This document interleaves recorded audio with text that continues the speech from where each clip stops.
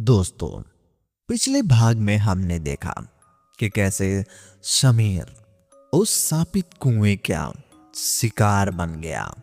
गांव वाले हैरान थे, लेकिन असली खौफ तो अब शुरू होने वाला था, क्योंकि जो कुआं एक बार किसी को अपनी चपेट में ले लेता था, वह सिर्फ एक जान से शांत नहीं होता।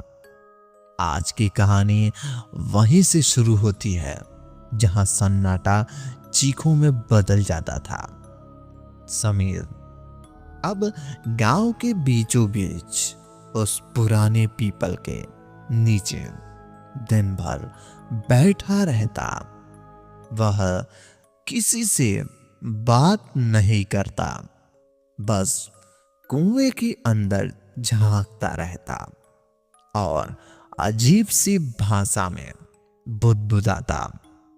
उसके चाचा सोहन लाल समझ चुके थे कि समीर के शरीर में अब वह नहीं रहा जो शहर में आया था।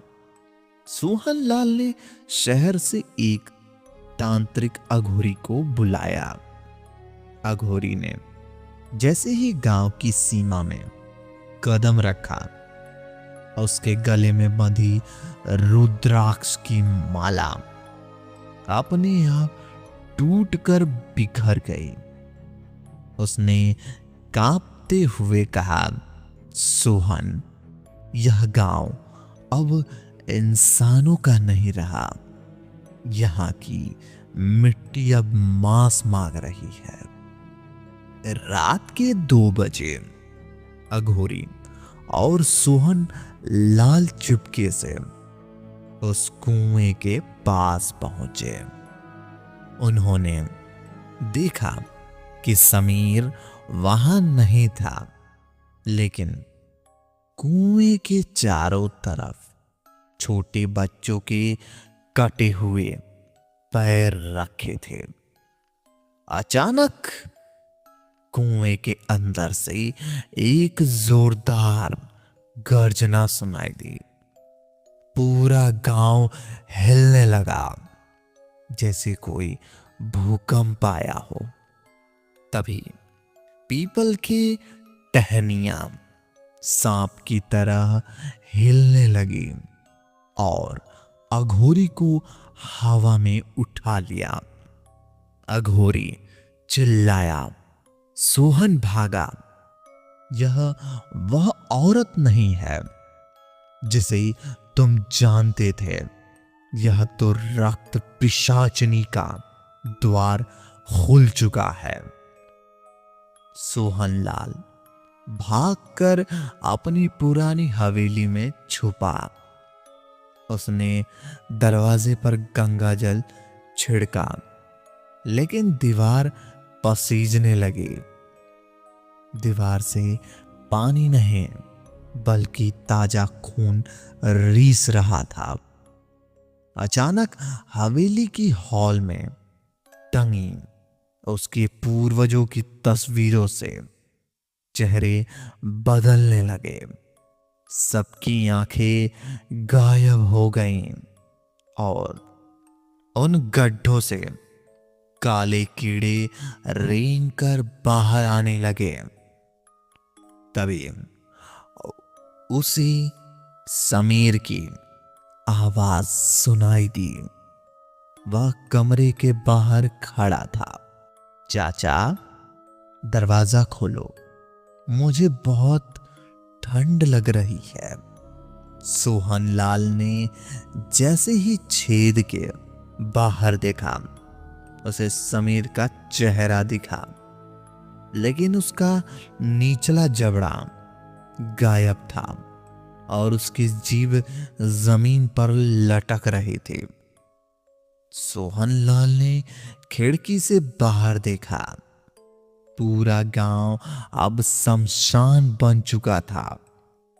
हर घर के बाहर बिना वही चेहरे वाली औरत खड़ी थी और सबसे भयानक मंजर तो पीपल के पेड़ का था।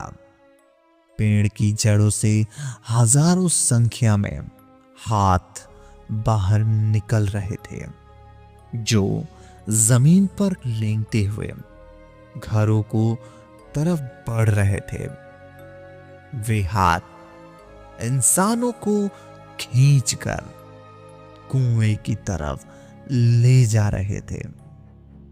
लोग सोए हुए थे, लेकिन उसके गले से आवाज नहीं निकल रही थी, जैसे किसी ने उसकी आवाज पहले ही चुरा ली हो। अघोरी ने अपनी आखिरी शक्तियों का इस्तेमाल कर कुएं में जलती हुई भूपक फेंकी। एक तेज धमाका हुआ और कुआं आग की लपट में भर गया, लेकिन उस आग के बीच से वह समीर बाहर निकला। उसका आधा शरीर जल चुका था और हड्डियां साफ दिख रही थी। उसने अघोरी का सिर पकड़ा और एक ही झटके में उसे धड़ से अलग कर दिया।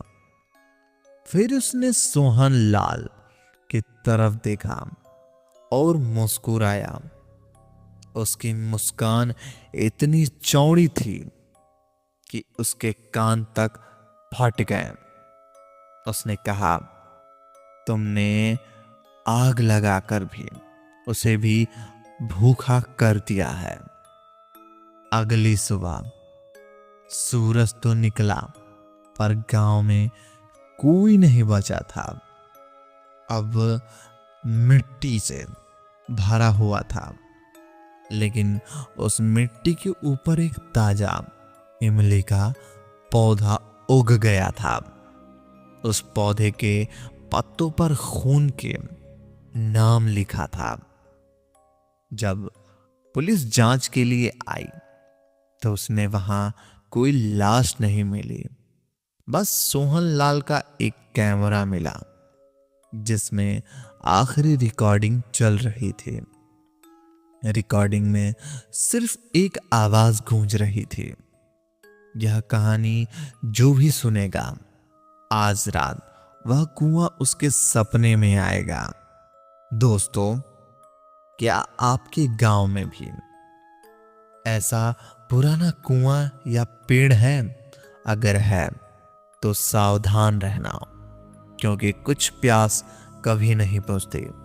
अगर आपको यह कहानी पसंद आई तो चैनल को सब्सक्राइब करें और वीडियो को शेयर करें। अगर आप हिम्मत जुटा पाएं तो जय हिंद और आपकी आंखें खुली रखें।